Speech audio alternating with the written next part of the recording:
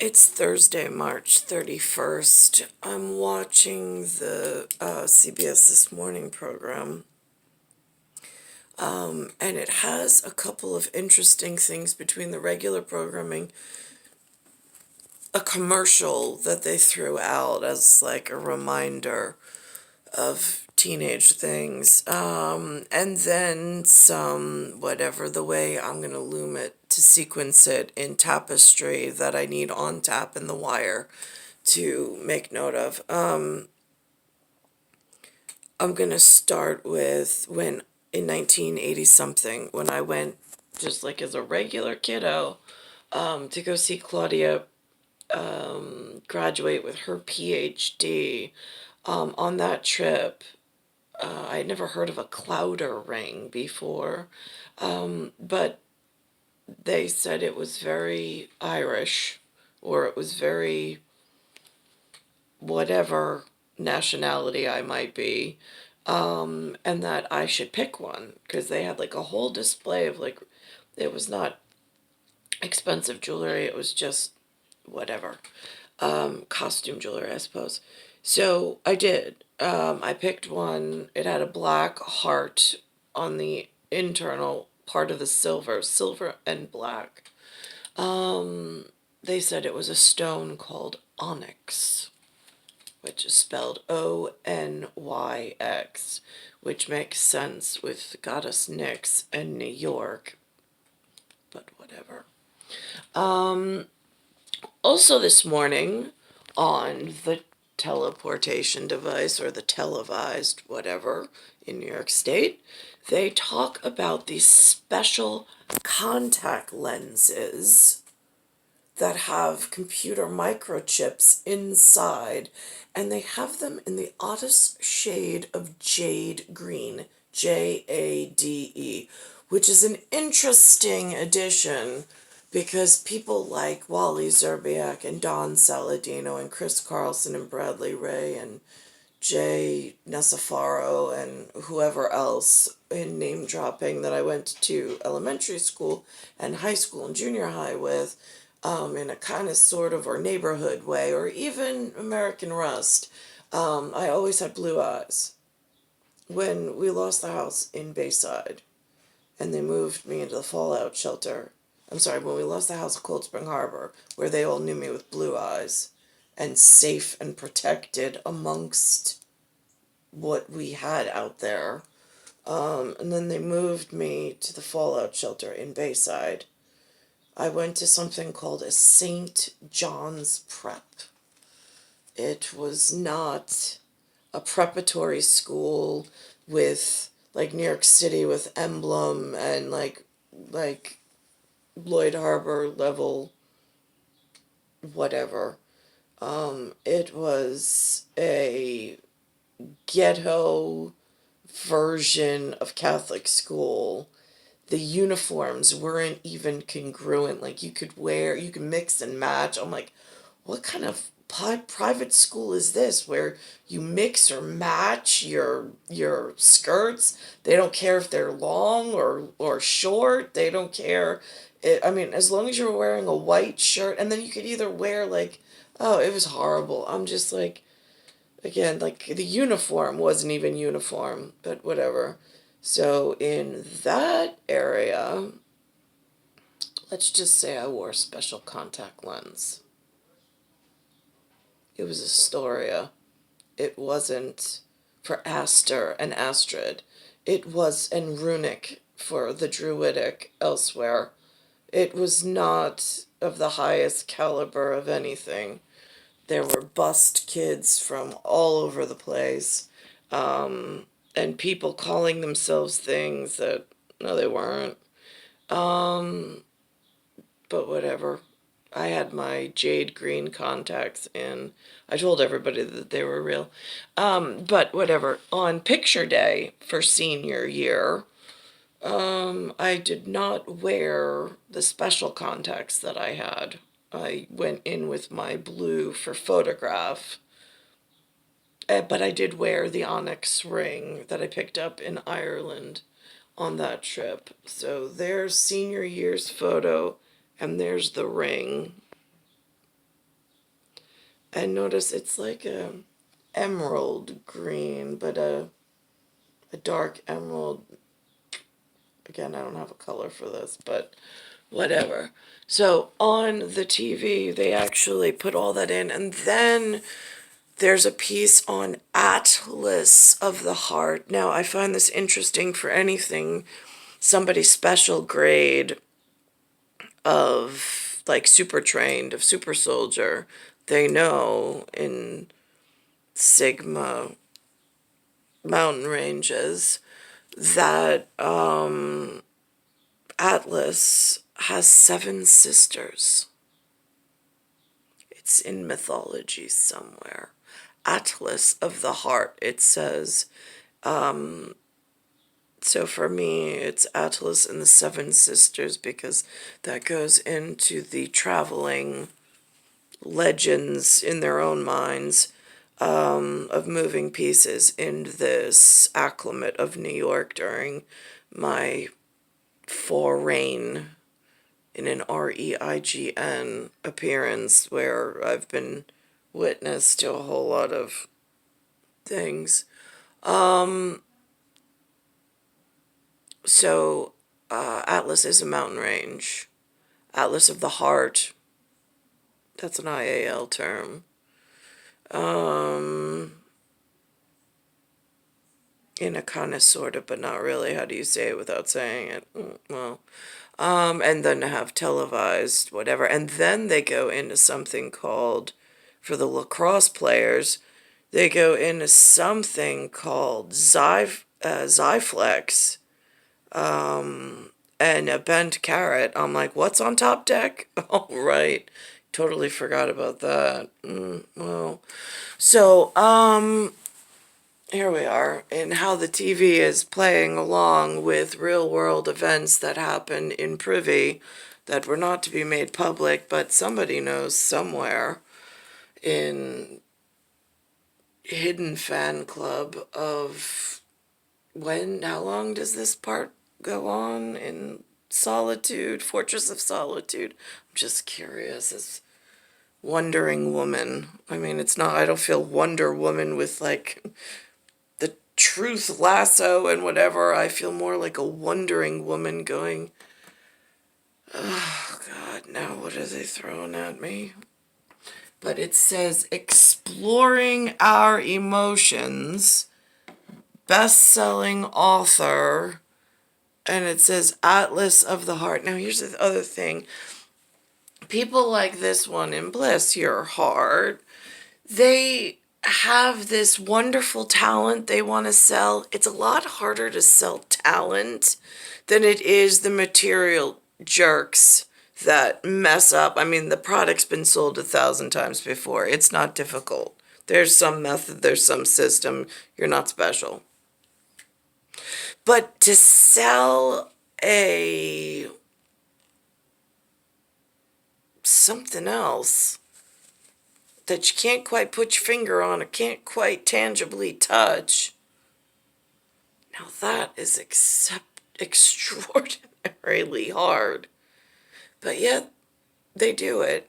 She's got a number in there. She says 87, so it's an inverted 78. And then she says something, she references a 3 with some amount of zeros after it in her thing. And she says that the investor in her said that she belonged to football. I'm like, I bet you do, Atlas of the Heart.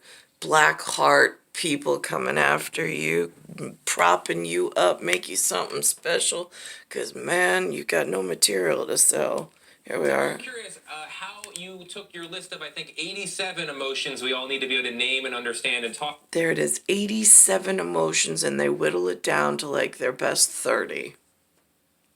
Talk about. That's from the book. And then got it down to 30 and put it into a 5-part TV series. What was that like? Whittling the emotions down was painful. You're like, oh no, you have to have this one, you have to have this one. But I think we ended up with the ones that we wrestle with every day, the emotions that we really need to understand that are core to the human experience. And so we whittled down the 87 to 30. Speaking to somebody on the receiving end who's never really had a human experience, because the humans made sure I didn't have a human experience. And the experience was incredible. You know, I don't have a lot of any experience on television, and so I was nervous. It's 9:15, coldest. And scared, but I just had this incredible production team and an amazing crew, and they just kind of said, you play football, which is a metaphor I understand. You play football and we'll take care of the rest. So you just pretend like you're in the classroom, which is a comfortable place for me, and we'll take it from there. So I was really lucky to be surrounded by very gifted people. Yeah, you were very, very comfortable on stage. I'm so glad. The book was so... You got to meet your people? Wow. I wasn't as blessed. So great. I got ghosted. And we had you here for the book. I'm so glad that you're now bringing it to on screen so people can hear you while you're talking. Because as you said, you're a great teacher. But I love in the piece, you said you surveyed 7,000 people 10 years ago, and 3 emotions kept coming up: happy, sad, pissed off. That's something that we can all relate to. You said we need to expand our languaging. Yeah, I mean, just imagine if all we have are these 3 buckets. What happens when we experience awe, wonder, resentment, joy, anguish, and we have to shove them into buckets where they... What happens when you don't even get that far into the human belief that those things exist? Just asking. Now here is the gentleman on the teleportation device speaking about how those contact lenses that I had in 1995, 96, the jade green ones, totally different than my school prior, showed up in my real appearance in humanity. But here's like the... what do you say, important people in the world using it or referencing it in some franchised movie studio for some larger context in cognition. Sounds a little complicated. Yeah, but we love Light. Yes, got it. We love her work. All right, my talk at the table is how we are one step closer to this very cool Hollywood gadget becoming a reality. This is a virtual thing I can get involved with. In the movie Mission Impossible Ghost Protocol, actor Jeremy Renner uses Ghost Protocol. His high-tech contact lens to scan a batch of nuclear codes. We've also seen technology like this in the new Batman film. Well, yesterday. Now that is interesting, considering they are jade green, which is the color that anybody who graduated St. John's Prep, which had a red and white tassel. It was not a yellow tassel, just so we're clear.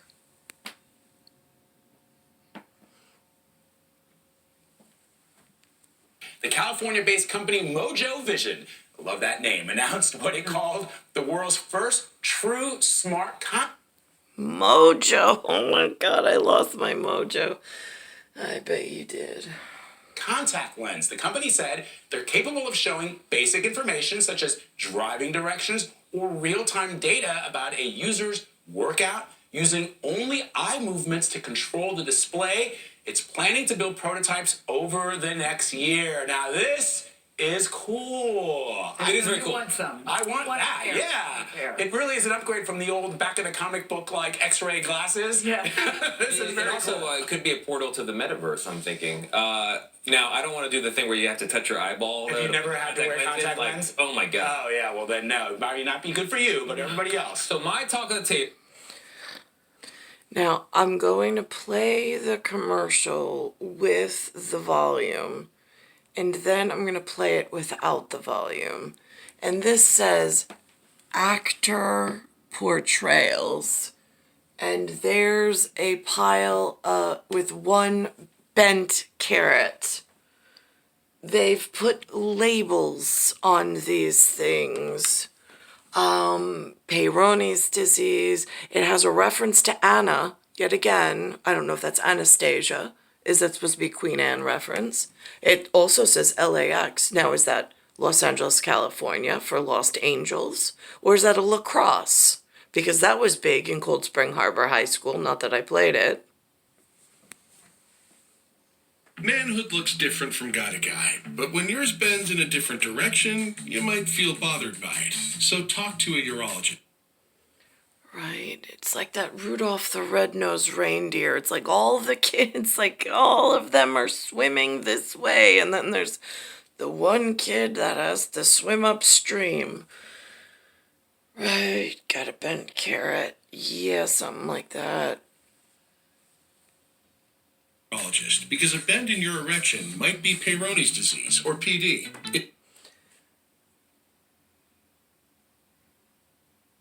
And now here, Peyronie's disease is a condition that involves a buildup of scar tissue. Now, is that what happens when they have so many arguments, they don't win the right ones, and then one of the kids gets picked out of the crowd and then everybody gangs up on them? But in this case, she doesn't even know. I'm just curious. Because, like, warring in my mom's bedroom because I didn't want to be here at 43 seems a little odd until you start thatching the pieces together with top deck. It was a wooden deck, the one I was on, but whatever. In satellite surveillance.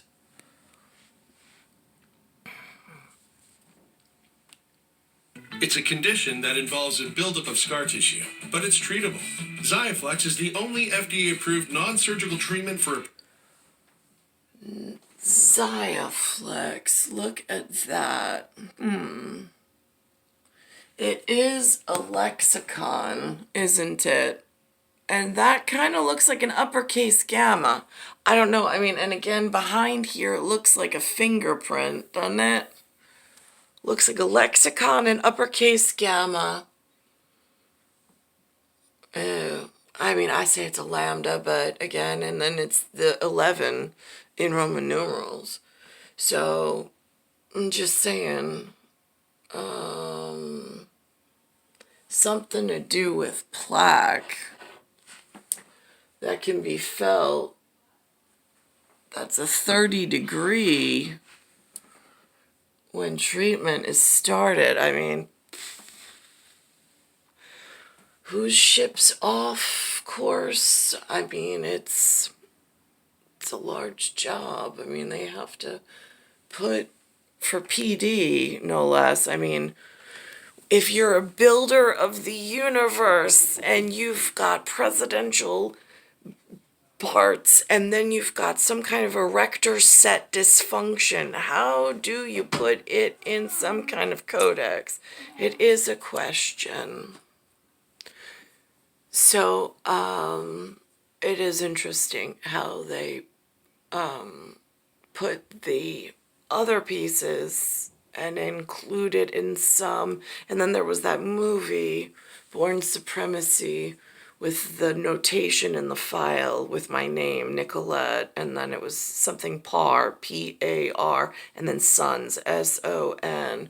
Is that like the bar, the benchmark? I mean, inside of a treadstone, it's like tread lightly, right? Yeah, I got that. And Black Heart Foundation of whatever. I mean, do they ever speak to the Bleeding Heart Foundation, or are those the troublemakers? Like, they try to do good, but then they, I don't know, it gets confusing as to where to find help in I'm in the Big Apple, here's the horn, and I don't know. I mean, I speak a lot of bananas. I can interpret banana as well when it's thrown at me, but again, I don't know where. And then they put on something about the metaverse. I'm not even going into that with Lewis and the Avatar and all the crap I didn't want to be involved in. Contact lenses. Right, yeah, real stuff. Great. Going in as some other weird thing to go fun and talk to people. It's just as useless as going out to like the local whatever and just sitting there waiting to be found or discovered by the somebody special you were built for. I mean, like, come on already. Star 1978, Star 8378, Nicole, Cattaruzza, it's Earth, Solar System, Milky Way, Universe, Galaxy is broken. And there's it's Bayside Station, Bayside, New York, 11361.